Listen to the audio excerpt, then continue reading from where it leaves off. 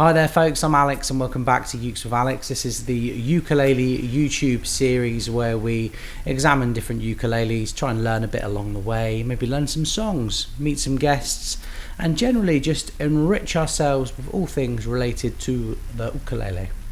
And today I'm going to talk to you about an instrument that I designed with my friend Kaimana at Kanile'a, and I've put off doing a video on this for quite a long time because I didn't want it to cross-pollinate too much with the Southern Ukulele Store and just seem like I'm trying to sell you something.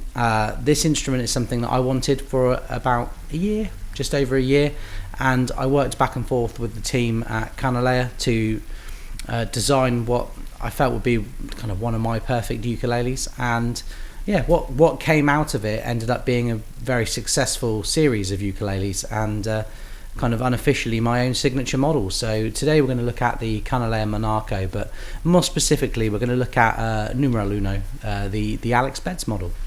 So the Alex Beds model comes in the Kanile'a padded bag, just like all of the Kanile'as. And what's special about mine is it has this little piece of white tape there that helps me not sell it to other customers and remember that it's mine when it's at the shop. And yeah, let's open her up. Okay, so this is my Kanile'a Manako. I'm just going to turn it around for you. And it's quite different looking to the other Manakos that we have, purely by accident. I was sent photos of 8, maybe 10 different blanks that could make a tenor ukulele, and I chose the one that was the most unusual because I felt like I wanted all of the ones that were going to be made for the shop to all have the same kind of really eccentric high-end grain. And this one's just a bit more subtle. From a distance it looks fairly plain, but as you get closer you start to really see the texture. In fact, I'll splice in a photo now of what this looked like when it was just a piece of wood, and you'll see that I had absolutely no idea what it would become. I expected it to be a lot redder, but I was very, very happy either way with what I got. I think that's always the best way to be, is just trust people that know how to build these things, that it's going to be a good instrument. And yeah, I just took a leap of faith.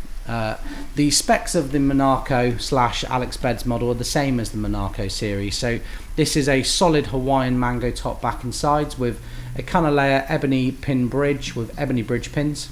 You have an ebony fingerboard too, with the Kanile'a traditional thin line slotted headstock that you find on the KSRT model. One of Kanile'a's newest models, launched in 2019, one that I've liked from the off and long admired. I like these Goto stealth tuners because they are really, really responsive. I think there are two schools of thought on what works with a machine head and what's good. Some customers get very twitchy if a machine head is too sensitive, whereas I find that I like if a machine head, I like it. I prefer it if the machine head is a bit loose. So it's funny, when you're quality checking instruments to go out to people, sometimes you have to go against what you personally like just to find the right balance for everybody. The tiny features that we put on all of these Manakos that I love. First one is the Mango Kanile'a logo. I just wanted something that wasn't going to be on any other Kanile'a model, and there is no other mango inlay. And you have those mango dots going up the fingerboard and mango on the side there. So I like this because when you're looking and playing, quite often if it's dark you can't see the side dot, but you can see that front dot. So I liked having it closer to the edge, just suited me best. And then really subtle here is an Alex Beds logo, which I'm going to take the time just to let it zoom if I can.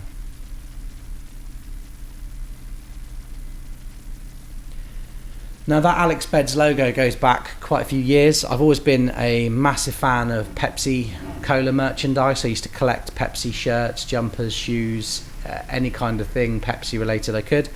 And I had a logo made when I first separated from a band that I was in for 15 years, and my logo was a take on the Pepsi logo. So we made a really subtle one. And the reason it's green is because I wanted a feature that matched the Manako series, and if you think of the different colours that you get on a mango, green is the kind of darker, lesser seen colour, and I wanted this ukulele to not be kind of all about my name, but I wanted it to be a reminder of who I am, where I come from, and just how lucky and cool it is that Kanile'a were kind of excited and willing to make a model just for me initially, and then it became a bigger thing. You have a mango armrest as well. I'm a big fan of the subtle armrests. When they are really dark wood, you kind of contrasting with the top and back.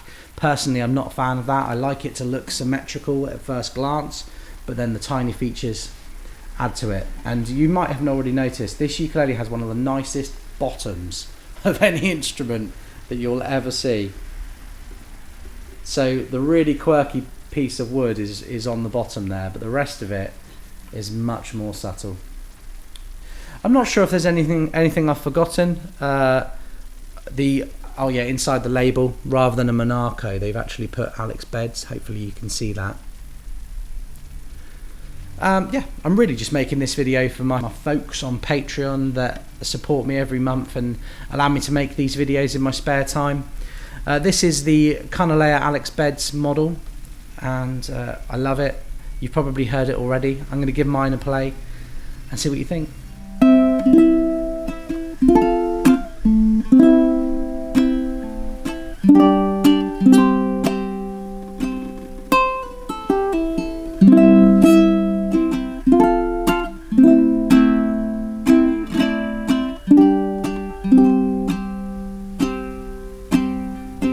It's 2 AM and I can't sleep.